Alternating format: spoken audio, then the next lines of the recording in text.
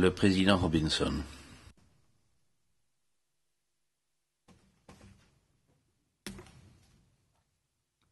Today the trial chamber. Aujourd'hui, la Chambre de première instance rend son jugement dans le procès de Milan Lukic et Sredoje Lukic. Ce qui va suivre est un résumé des conclusions de la Chambre de première instance. Ça n'est qu'un résumé.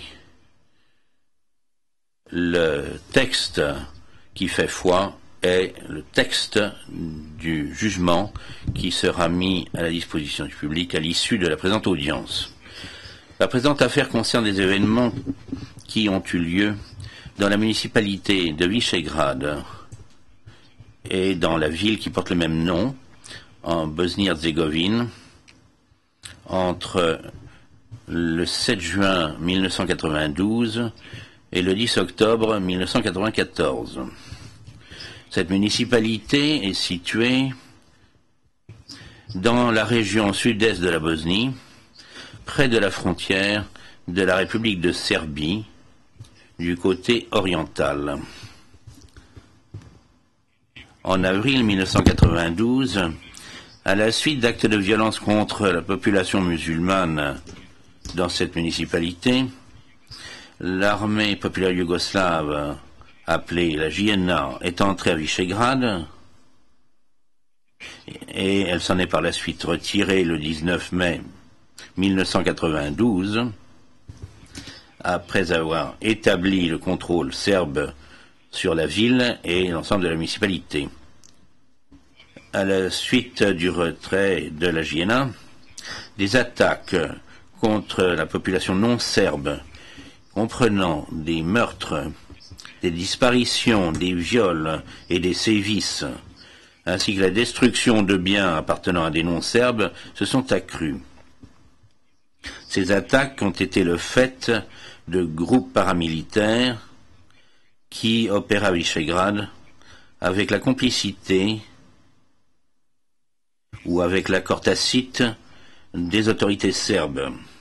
Le nombre de meurtres ou assassinats arbitraires et de disparitions a atteint un paroxysme en mai-juin 1992.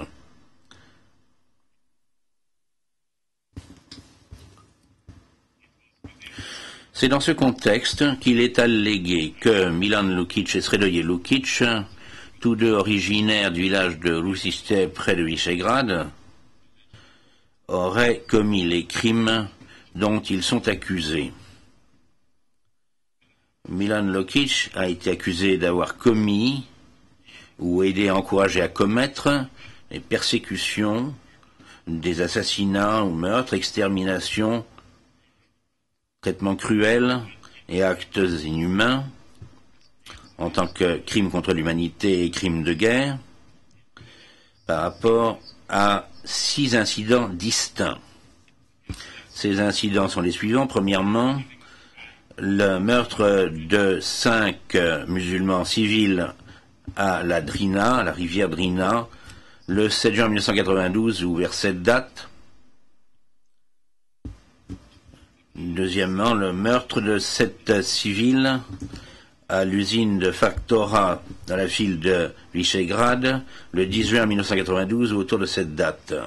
Et troisièmement, les événements qui ont conduit et qui ont abouti au fait qu'environ 70 musulmans civils ont été brûlés vifs dans la maison de Adem Omeragic, dans la rue Pionarska à Visegrad, le 14 juin 1992 ou vers cette date. Quatrièmement, le fait qu'ont été brûlés vifs approximativement 70 musulmans et civils dans la maison de Mehoalic à Bikavac, également dans la ville de Visegrad, le 27 juin 1992 ou vers cette date.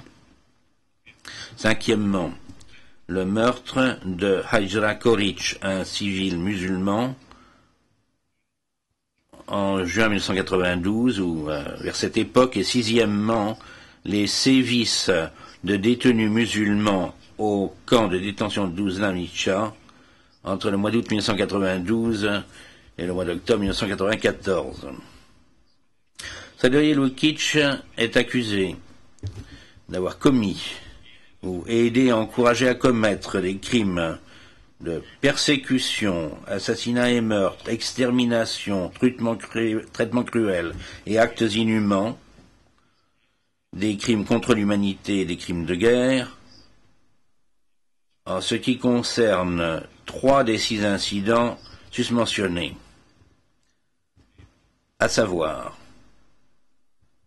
premièrement, le fait d'avoir brûlé vif environ 70 personnes dans la maison de Adem Omeragic. Deuxièmement, le fait d'avoir brûlé vif approximativement 70 civils musulmans dans la maison de Meo Alic.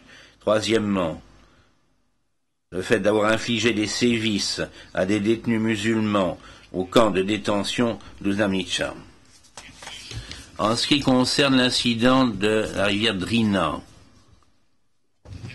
les éléments de preuve montrent que Milan Lukic a chargé dans son véhicule 7 musulmans le 7 juin 1992 et les a ensuite conduits jusqu'à la rivière, près de Sachet, où il les a fait s'aligner sur la rive. Milan Lukic n'a tenu aucun compte des supplications de ceux qui lui avaient laissé en vie et a dit à ses soldats de tirer sur ces hommes au coup par coup, de les tuer d'une seule balle. Lui-même et ses soldats ont ensuite tiré dans le dos de ces hommes, en tuant certains sur le coup et en continuant à tirer des coups supplémentaires sur les corps de ceux qu'ils croyaient être encore en vie. 5 hommes ont péri.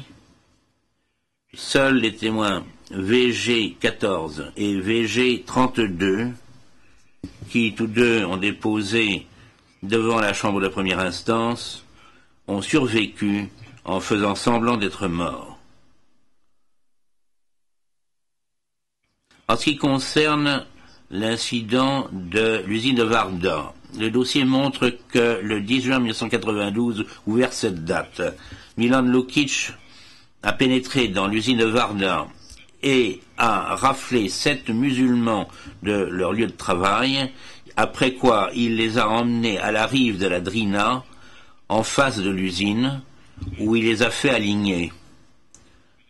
Alors Milan Lukic a tiré sur ces hommes, sous les yeux d'un certain nombre de personnes qui pouvaient tout voir, y compris l'épouse et la fille de l'une des victimes, Ibrisim Memisevic. Les 7 hommes ont tous été tués. Des éléments de preuve considérables ont été reçus concernant l'incident de la rue Pionierska. Ces éléments montrent qu'un groupe d'environ 70 musulmans civils, dont la plupart étaient originaires du village de Koritnik et comprenaient de nombreux membres de la famille Kurspahic, ont été amenés par un groupe de Serbes armés à la maison de Yusuf Memic, dans la rue Pionierska, où tous étaient dérobés sous la menace d'armes à feu. Des femmes et certains enfants ont ensuite été fouillés au corps, après quoi plusieurs femmes ont été emmenées, lesquelles ont dit, lorsqu'elles ont été ramenées à la maison, qu'elles avaient été violées. Plus tard dans la soirée, le groupe de victimes a été transféré à la maison voisine de Adem Omeragic, où ils ont été enfermés dans une pièce du rez-de-chaussée de la maison. Il est démontré que les tapis de la pièce avaient été préparés avec une substance accélérante. Après un certain temps, un engin explosif allumé a été mis dans la pièce, qui a déclenché un feu intense lorsqu'il a explosé. Tandis que les victimes essayaient de s'échapper des flammes par les 2 fenêtres de cette pièce, on leur a tiré dessus, des hommes armés à l'extérieur de la maison leur ont tiré dessus. D'autres engins explosifs ont aussi été jetés dans la pièce. Les témoins VG 78 et VG 101 qui se cachaient tout près de là, ont pu entendre les coups de feu venant de la maison de Adem Omeragic. VG 101 a dit à VG 78 « Ils sont en train de tuer notre mère, notre belle-mère et les 2 enfants de notre frère. Ils n'avaient fait aucun mal. » Seule une poignée de personnes a survécu, et tous ceux qui sont encore en vie sont venus déposer devant la chambre de première instance. Mais 59 personnes ont été brûlées vives.